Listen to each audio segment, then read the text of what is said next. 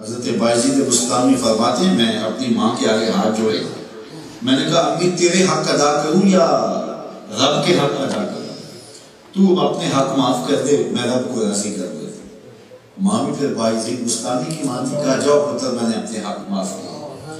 12 سال جنگلوں میں گھومتے طلبے جائیں گے، ایک دن بستان کے قریب سے گزر رہے تھے، دل میں خیال آیا چلتے چلتے ماں کو سلام کر دیں۔ رات کا کچھ لمحہ بیت چکا تھا، دروازے پہ دستک دینے لگے تو اس احساس نے ہاتھ روک لیا کہ ساری زندگی ماں کو سکھ تو دیا کوئی نہیں، اب ماں بستر میں لیٹ چکی ہوگی اور سرد رات ہے، تیرے لیے بستر چھوڑے گی، اٹھے گی، دروازہ کھولے گی، سکھ تو نے دیا کوئی تو دکھ کیوں دیتے؟ تو کہتے ہیں میں اس خیال سے رک گیا اور دروازے کے ساتھ بیٹھ گیا۔ جب سحری کا وقت ہوا تو اندر سے جو نالی آتی تھی اس نالی سے پانی آیا، میں سمجھ گیا میری ماں تہجد کے لیے اٹھی، تو میں دروازے کو دستک دی تو اندر سے آواز آئی بیٹا بایزید ٹھہرو میں بھی آئی۔ مائیں بیٹوں کے دستک کے انداز سے بھی جان لیتی ہیں یہ کس بیٹے کے ہاتھوں کا لمس ہے۔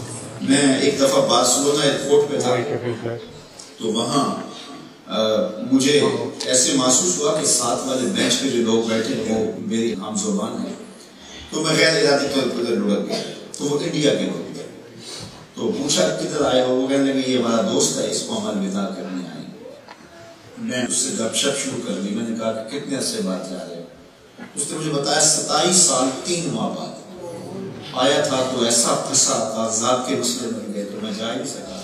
جب آیا تھا تو ان فوان شباب تھا، اب داڑھی بھی سفید ہو گئی، تو 27 سال 3 ماہ بعد کی جا رہا ہوں۔ اور پھر بڑی حسرت سے کہنے لگا یہ پتہ نہیں جب گھر جاتا ہوں گھر والے مجھے پہچانتے بھی ہیں یا کہ نہیں۔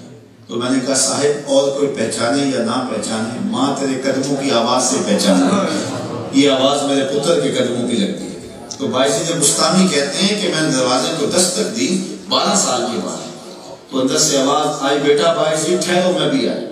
تھوڑی دیر کے بعد ماں نے دروازہ کھولا تو میرے پھٹے ہوئے کپڑے، بکھری ہوئی حالت، تو ماں کی آنکھوں میں آنسو آ گئے، اور ماں تو پھر ماں ہوتی ہے نا۔